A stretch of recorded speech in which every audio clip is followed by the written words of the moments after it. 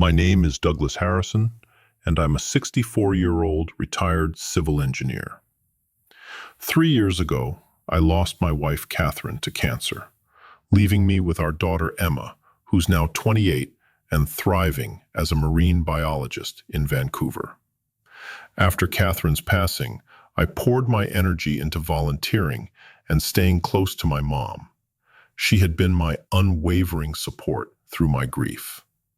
My brother Glenn is 4 years my junior, 58 years old. We shared a typical childhood, playing hockey in the driveway of our old North York home. However, as adults, our paths diverged significantly.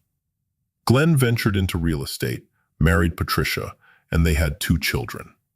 While they presented a picture of success, I couldn't help but notice Glenn's constant pursuit of the next big deal, often leading him to be financially overextended. There were quiet whispers during family gatherings about failed investments, and Patricia working exhausting double shifts as a nurse just to keep their heads above water. My mother, Helen Harrison, was 85 and had always possessed an incredibly sharp mind. A retired school teacher, she could effortlessly recite poetry and consistently win at Scrabble. She lived independently in her Richmond Hill home until about 9 months prior, when Glenn convinced her that she needed additional assistance.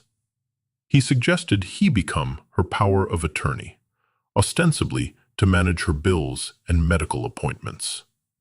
Mom was initially hesitant, but Glenn, being her baby boy, was incredibly persuasive. That's when everything took a dramatic turn.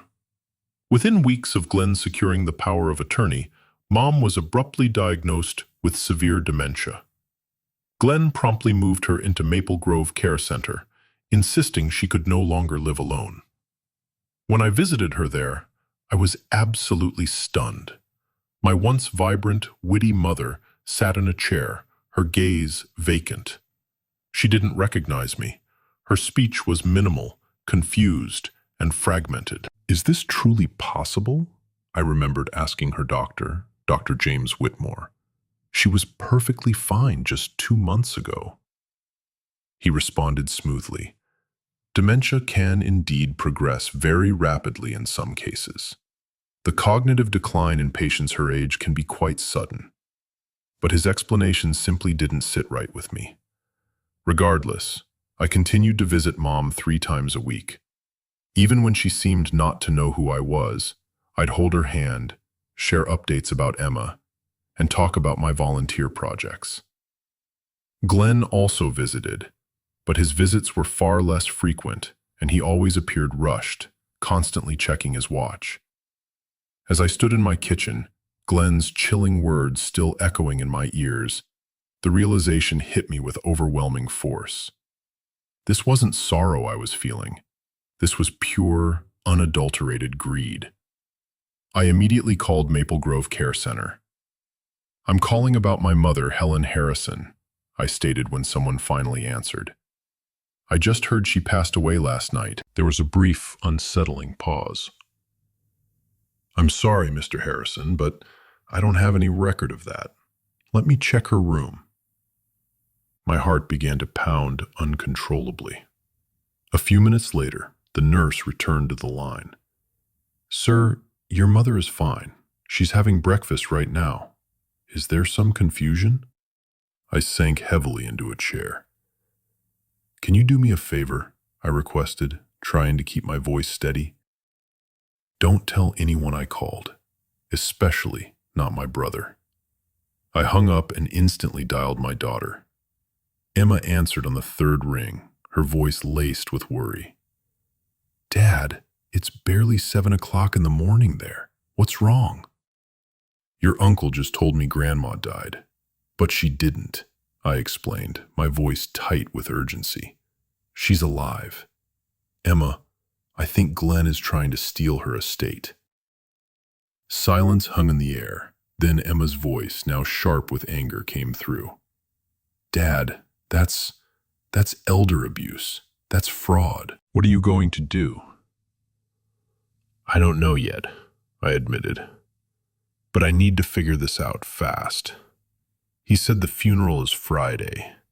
That's only 3 days from now. After my conversation with Emma, I spent the entire morning making calls. My first call was to Robert Chen, a lawyer I had worked with previously on a construction contract dispute. I laid out the entire bizarre situation to him. "Douglas, this is serious," Robert stated grimly. "If your brother has power of attorney and is misrepresenting your mother's condition or misappropriating her assets, we're talking about criminal charges. But you need evidence. Solid evidence." Next, I hired Sarah Mitchell, a private investigator. She arrived at my house that very afternoon, a sharp woman in her mid-40s with striking gray streaks in her dark hair. "How long has your brother had POA?" she asked, making meticulous notes. 9 months, I replied, right after Mom supposedly developed dementia. And before that, my mother was completely competent. She was volunteering at the library, playing bridge twice a week. Then suddenly, she couldn't remember her own name. Sarah nodded, her expression serious. "I've seen cases like this. Give me 48 hours. I'll find out what's happening with your mother's finances." That evening, I drove to Maple Grove without announcing my visit. When I reached Mom's room, she was sitting in her usual chair by the window, gazing out at the darkening sky. Her gray hair was thinner now, and her face more lined than I remembered. But tonight, something about her seemed different, less drugged, more present. "Mom," I said softly, pulling up a chair beside her. She turned slowly, her familiar brown eyes meeting mine. There was something in them, recognition, or was I just imagining it? "It's me, Douglas, your son." She blinked, her mouth working as if she wanted to speak, but then a nurse entered to check her vitals, and the moment vanished. I drove home through the falling snow, my mind racing. What exactly was Glenn planning? A fake funeral to convince everyone Mom was dead? And then what? Transfer all her assets while everyone believed she was gone? It was insane. Yet, I was also realizing potentially brilliant in its sheer audacity. Sarah called me first thing the next morning. "Douglas, you need to sit down." I sat at my kitchen table, pressing the phone to my ear. "Your brother has been very busy. In the past 8 months, he's transferred approximately $280,000 from your mother's accounts into his own. He sold her cottage in Muskoka to a numbered company, which I'm still tracing, but I strongly suspect he's behind it. He's also been drawing heavily on her credit cards. And Douglas, the doctor who diagnosed your mother's dementia, Dr. James Whitmore, he went to university with your brother. They've been friends for 30 years. A wave of nausea washed over me. So, Mom's dementia could be medication-induced. If she was being overprescribed sedatives or antipsychotics, it would perfectly explain the sudden cognitive decline and her vacant behavior. "That's attempted murder," I gasped. That's what we need to prove." Sarah's voice was calm but firm. "I'm getting copies of her medical records, but that takes time. In the meantime, I'd strongly suggest you visit your mother again and document everything. Record conversations with your brother if you can. Ontario is a one-party consent province." That afternoon, I was back at Maple Grove. I had my phone ready to record anything suspicious, but when I arrived at Mom's room, it was empty. A nurse I didn't recognize was changing the sheets. "Where's my mother?" I asked, panic beginning to rise in my chest. "Oh, Mr. Harrison," she replied. "Your brother took her out for a drive. He said she needed some air." My blood ran cold. "When?" "About an hour ago." I ran to the parking lot, but Glenn's black Mercedes was already gone. I tried calling him repeatedly. No answer. I called 5 times. Nothing. Finally, 3 hours later, they returned. Glenn helped Mom out of the car, supporting her as she shuffled back to her room. She looked utterly exhausted, confused. Glenn spotted me waiting in the hallway. "Douglas," he said, not even bothering to conceal his annoyance. "What are you doing here?" "You said Mom died yesterday," I retorted. "Yet here she is." He had the sheer audacity to laugh. "Oh, that? Yeah, sorry about the confusion. I meant to call you back. False alarm. Mom had a bad episode yesterday, and I thought, well, you know, these things happen with dementia." "Where did you take her today?" I pressed. "Just for a drive. She likes getting out." "Really? Because she looks like she can barely stand." "Back off, Douglas." His voice dropped, becoming harder, colder. "I'm her power of attorney. I make the decisions about her care, not you. You want to challenge that? Get a lawyer." He brushed past me, guiding Mom into her room. Through the doorway, I watched him settle her into her chair, speaking to her in a low voice I couldn't hear. Then he left, not even glancing at me as he walked away. I was about to leave myself when my phone buzzed. It was an unknown number. I almost ignored it, but something compelled me to answer. "Hello?" Silence. Then a faint, scratchy whisper. A woman's voice. "Douglas." "Yes? Who is this?" "Douglas, it's me." The voice was so quiet I had to press the phone hard against my ear. "Who?" "It's your mother." I froze. That couldn't be right. Mom was just in her room, and this call was coming from... I checked the screen. A blocked number. "Douglas, listen carefully. I don't have much time. I need you to come to my room tonight. Late. After 10 o'clock. Make sure Glenn isn't here. And Douglas, don't tell anyone about this call." The line went dead. I stood in the parking lot, snow falling around me, staring at my phone as if it had transformed into something alien. It was impossible. Mom couldn't have called me. She could barely string 2 words together. And yet, that voice, even whispered and strained, had sounded like her. The real her.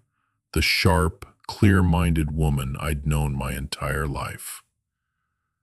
I waited in my car until after 10 p.m., watching the nursing home. Glenn's Mercedes had long since departed. The night shift was on, just a skeleton crew.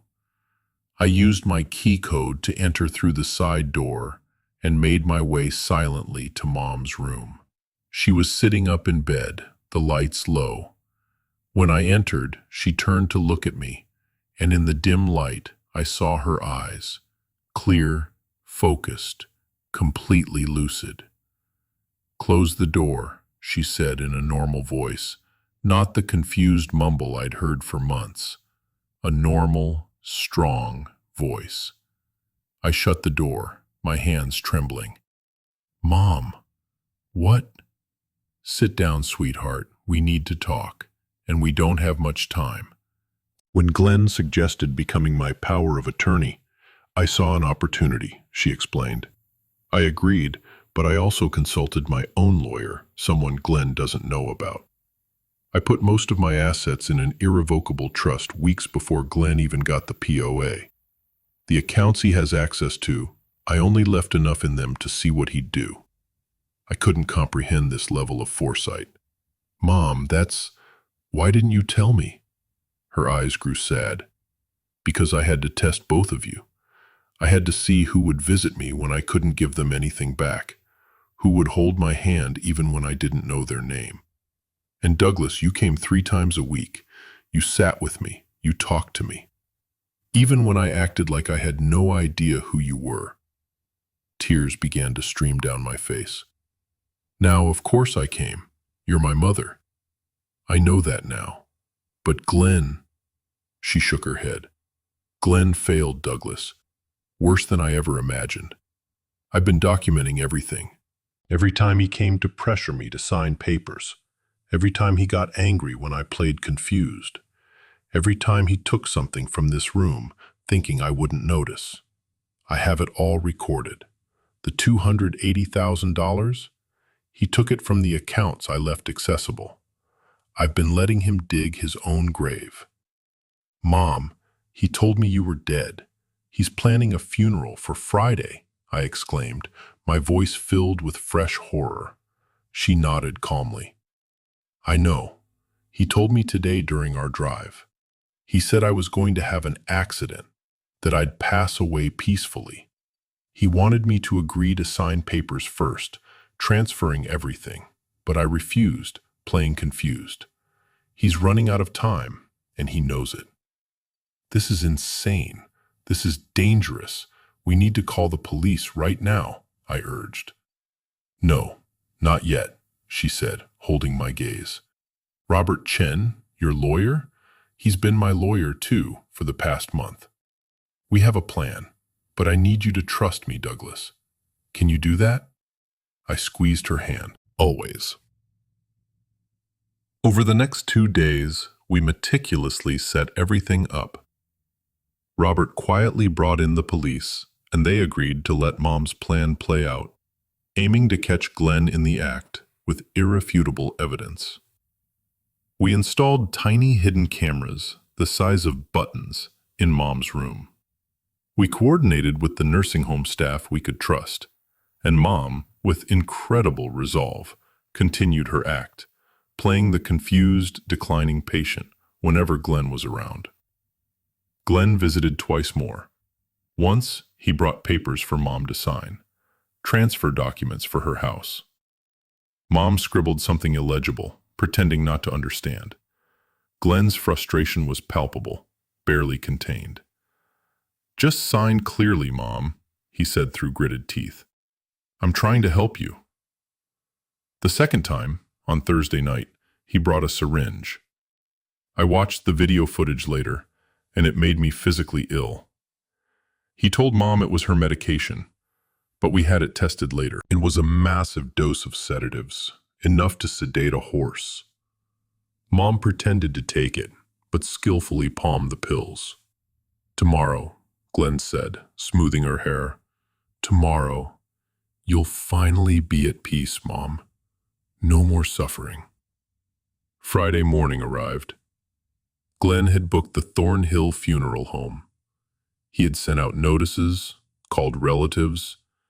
Cousins I hadn't seen in years called me, offering condolences. I played along, confirming the funeral was at 2 p.m. and that it was very sudden. The funeral home was packed. Glenn had spared no expense. Flowers everywhere, a large photo of Mom from 20 years ago at the front of the room. He had even written an obituary full of flowery language about a beloved mother and after a long illness.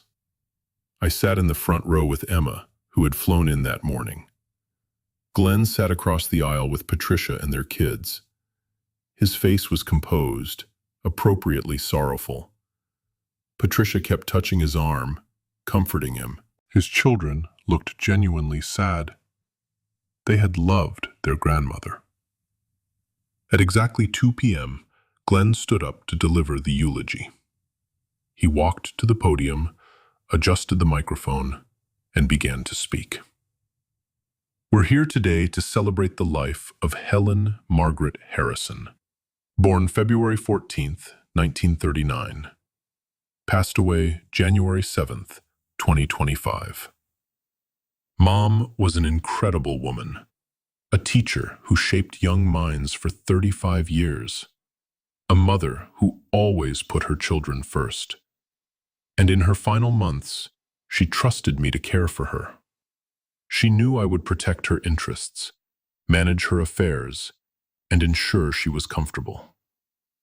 He paused, his voice catching with an emotion I now knew was completely false. "Mom always loved me best," he continued. "She told me so many times. She knew I was the responsible one, the one who would take care of everything. She wanted me to have her house, her cottage, everything she'd worked for because she trusted me to use it wisely to take care of the family." That was my cue. I stood up, and every head in the room turned toward me. "That's interesting, Glenn," I said loudly, my voice cutting through the solemn atmosphere. "Want to tell everyone where Mom really is right now?" Confusion rippled through the room. Glenn's face went white. "Douglas, sit down. This isn't the time." "Where's the body, Glenn?" I pressed. "Where's Mom's body?" "She's being cremated. We discussed this," he stammered. "Really? Because I called the crematorium. They don't have her." Patricia, Glenn's wife, grabbed his arm, her eyes wide with dawning horror. "Glenn, what is he talking about?" Just then, the large doors at the back of the funeral home swung open. Every single person in the room turned, and there, framed in the doorway, was my mother. She walked in slowly, using a walker, but her back was straight, and her eyes were sharp, completely alert. Behind her, 2 police officers in uniform followed. The room erupted. People stood up, gasping. Someone screamed. Glenn's daughter burst into tears. Mom made her way deliberately down the aisle. When she reached Glenn, she stopped. "Hello, son," she said clearly, her voice strong. "I'm not dead, but your inheritance is." Glenn's mouth opened and closed like a fish out of water. "Mom, you're confused. You're sick. This is a mistake." "I'm not confused, Glenn," she stated, her voice unwavering. "I've been recording everything for the past 8 months. Every threat, every theft, every time you tried to get me to sign documents transferring my assets to you, every time you drugged me to keep me compliant." She then turned to face the assembled crowd. Many of them were crying now, some in relief, others in utter shock. "I'm sorry for deceiving all of you," Mom said, her voice filled with a profound sadness. "But I had to know the truth. I had to see what my son would do when he thought I was helpless. And what I found broke my heart." One of the officers stepped forward. "Glenn Harrison, you're under arrest for elder abuse, theft over $5,000, fraud, and attempted probate fraud. You have the right to remain silent." Glenn, in a moment of desperate panic, tried to run. He actually tried to push past the officer and bolt for the door, but he only made it 3 steps before he was tackled to the ground and handcuffed. His kids were sobbing uncontrollably. Patricia stood frozen, her face a mask of horror and disbelief. As they led Glenn away, he shouted back at Mom, "I'm your son. You can't do this to me. I needed that money."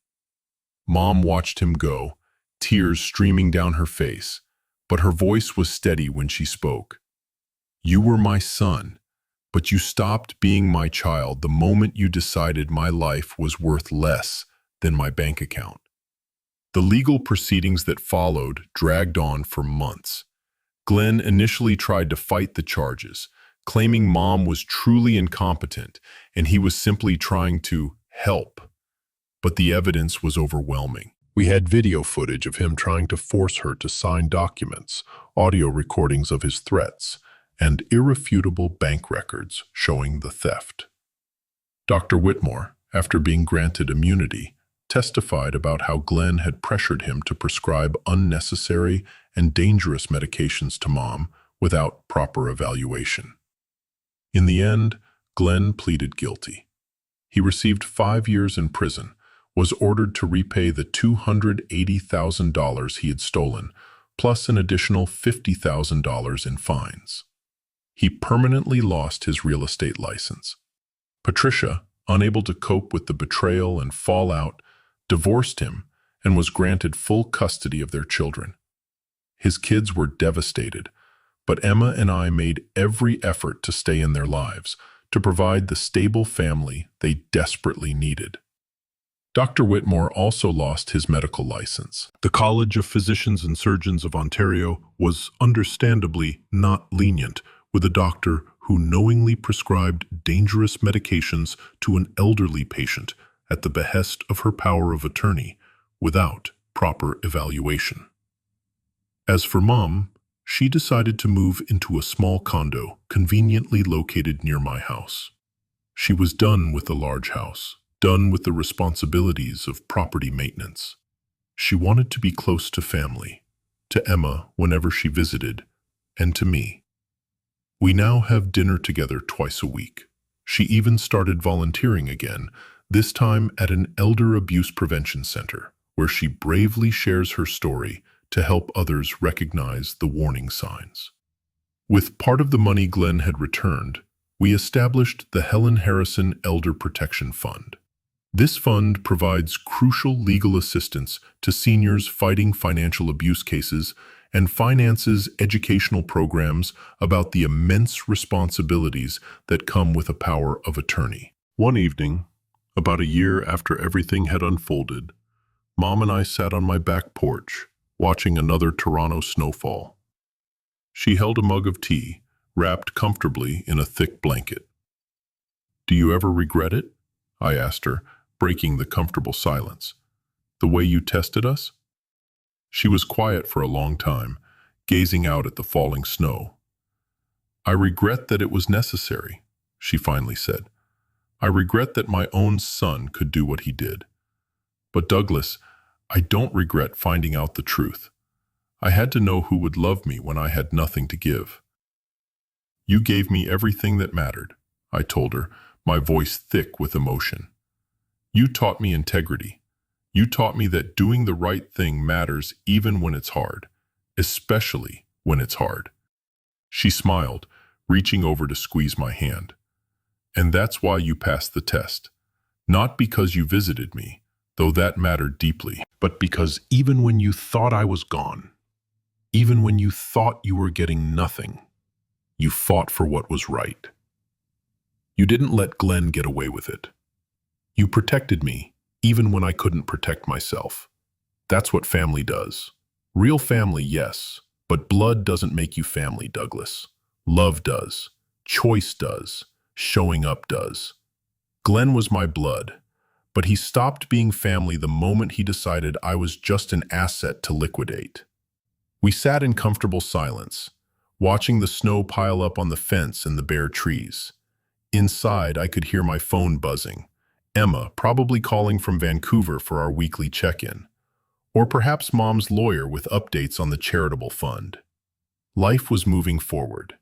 Mom looked at me again, her eyes still sharp and clear. "You know what the saddest part is?" "What?" I asked. "If Glenn had just asked," she murmured, her voice laced with an enduring sorrow. "If he'd just been honest about his financial problems, I would have helped him. Not with everything, not enabling poor choices, but I would have helped. Instead, he chose to steal. He chose to treat me like I was already dead, and that choice cost him everything." I didn't know what to say to that, so I just held her hand. This remarkable woman had taught me more about strength and dignity in the past year than in all the years before. She had survived betrayal by her own son, orchestrated her own rescue, and emerged determined to help others. That's the thing about family, the real kind. It's not about blood. It's not about inheritance. It's about showing up. It's about loving someone even when they can't give you anything back. It's about fighting for what's right, even when it means standing against your own brother. Glenn made his choices. He chose greed over love. He chose theft over integrity. And he's paying the price, not just in prison time, but in the loss of his children's respect, his wife, his career, and his mother's love. As for me, I got something far more valuable than any inheritance. I got more years with my mother, real years, where we could talk and laugh and heal. I got the knowledge that when tested, I did the right thing. And I got the chance to be part of something bigger, helping other families avoid what we went through. Blood doesn't excuse betrayal. True family protects the vulnerable. And sometimes the bravest thing an 85-year-old woman can do is pretend to be helpless, just to find out who will help her when she can't help herself. That's what I learned from Helen Harrison, my mother, my hero, the woman who taught me that dignity matters more than dollars, and that real love shows up even when there's nothing to gain.